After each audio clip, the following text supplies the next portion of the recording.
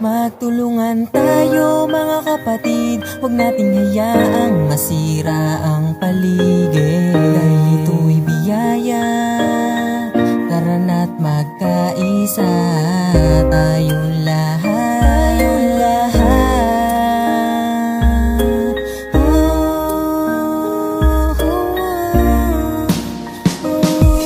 Isang pagtutulungan para sa ating kaligtasan, para sa paghahanda ng magandang eskwelahan. Magbayanihan tayo hanggang sa makagawa ng proyekto na tayo lang mismo ang nakalikha. Sa brigada sa eskwela, dito mo yan malalaman kung paano matutunan ang sagot sa kaligtasan. Kaya ano pang dapat, tara at magtulungan. Kasama mo kapatid ang DepEd at pamayanan. Ano pang hinihintay mo? Tayo na't magtulungan. Tayo ang siyang sagot para din sa ating kinabukasan. Sakripisyo ang kailangan, magtulungan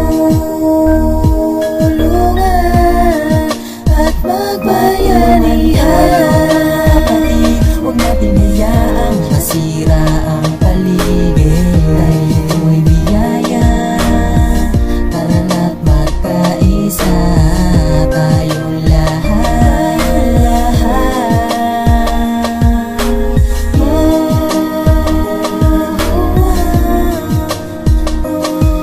Isang pagtutulungan para sa ikagaganda, yung bigay sa atin ng DepEd, huwag mapunta sa wala. Alagaan natin yon, gaya ng ating sarili. Mag-recycle ng basura, huwag hayaan na dumami ang purwisyo sa eskwela. Tayo yung solusyon, sama-sama nating ayusin at ating itugon na tayo ang gagawa ng kaligtasan sa eskwela. Halina't magbayanihan kasama ang iyong pamilya.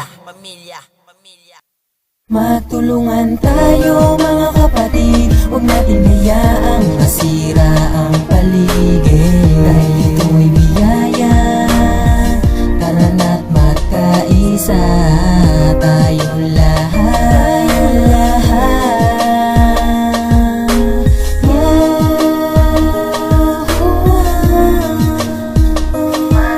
Isang pagtutulungan para sa ating kaligtasan. Eskwelahan, magbayanihan tayo hanggang sa makagawa ng proyekto na tayo lang mismo ang nakalikha. Sa brigada sa malalaman kung paano matutunan ang sagot sa kaligtasan. Kaya ano pang dapat, tara at magtulungan.